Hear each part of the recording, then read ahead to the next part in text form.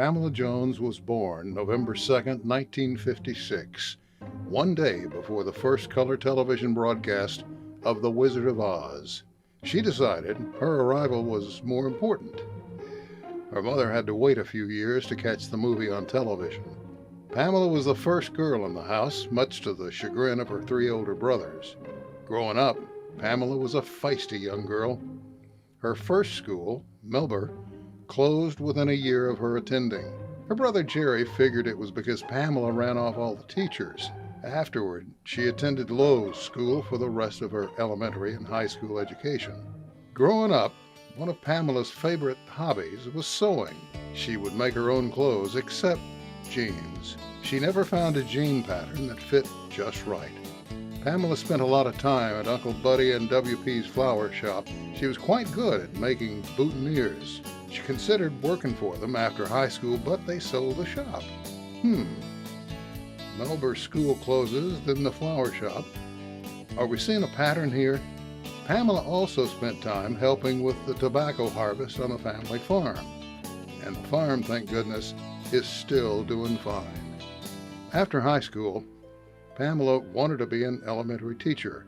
Well, she was ready to go to Freed-Hardeman College, but for whatever reason, she changed her mind on move-in day. During this time, her friends thought they'd found the perfect guy. The problem was getting them together. So they arranged several gatherings so Pamela could meet David, but she was oblivious to their attempts. Finally, things clicked, and David Jones was the only man Pamela ever dated. During their dating years, David discovered Pamela did not have a driver's license. She had a permit, and she kept renewing her permit instead of getting a proper driver's license. Now, this annoyed David so much, he said he was going to spank her. Her mother replied, "I'll go get a switch and help you." Pamela, after a bit more practice, finally got her driver's license. One day, David and Pamela were at the mall. David told Pamela, "Let's go take a look in here," heading into the jewelry store. David asked her, "Which one do you want?" while pointing at the diamond rings. Now, he never officially asked her to marry him until after the two were already married a few months.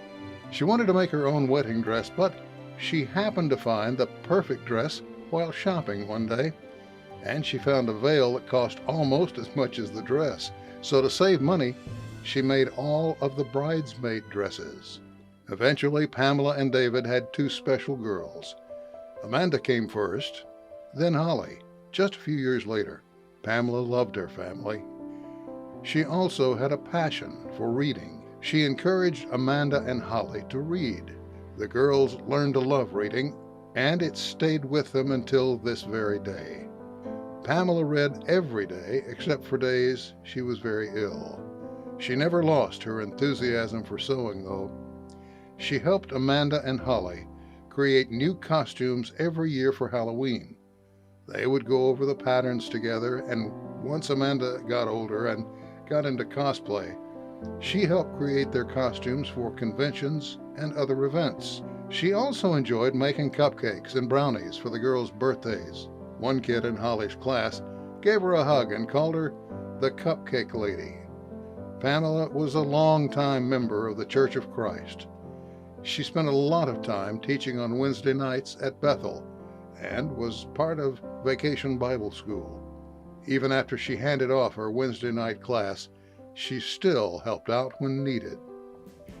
During her career, she worked as a secretary for the chief of the FAA when there was still a control tower in Paducah, Kentucky. It was there her boss asked her if she knew how to use a computer or if she was familiar with one. She was not, but she was willing to learn. She taught herself how to use a computer by playing Tetris. Pamela then made sure there was always a computer in the house. She used the computer as a tool to help teach Amanda and Holly as they were growing, and she grew quite proficient using one.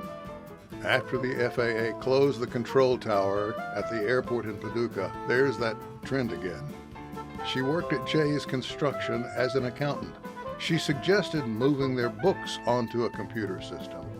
She did this knowing it would eventually put her out of a job, but she knew it would make the company a better place.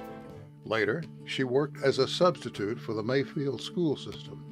When the school system built a new building, she started to work full-time as a teaching assistant. She helped all levels of readers during her time there, sharing her love of reading with young students. A few years later, Pamela had an illness like the flu, but it did not go away. In July of 2016, she started going to the ER due to issues with her pancreas. Things progressed quickly, and by November of 2016, Pamela was diagnosed with pancreatic cancer. She spent the spring and most of the summer undergoing exhausting chemotherapy. Despite the effects of the chemo, she still attended Holly's graduation and still continued to teach. Eventually, a radiologist in St. Louis suggested she travel to Milwaukee, Wisconsin, to a world-renowned pancreatic surgeon. In April of 2018, they removed the pancreas and she was cancer-free. Typical Pamela, she scheduled the surgery over spring break so she would not miss any more time than she had to with her beloved students. Hey! You're documenting all of our duties for the day. You gotta show the blanket, huh? Some stuff. When Holly became engaged, she helped her pick out the gown for her wedding, loaned her the veil she wore at her own wedding, and made the bridal bouquets for the July 2019 event. And she did all this while postponing a much-needed follow-up surgery to correct complications of her treatment. A month after the wedding, she had surgery in Milwaukee to correct a buildup of fluid in her abdomen. During her recovery, she had a series of setbacks due to her treatment. As September progressed, things grew much worse due to a series of strokes and other complications. She fought as hard as she could until she just could not fight it anymore. Pamela Jones, you're loved by your family, friends, co-workers, students, and all who knew you. Your legacy will not be forgotten.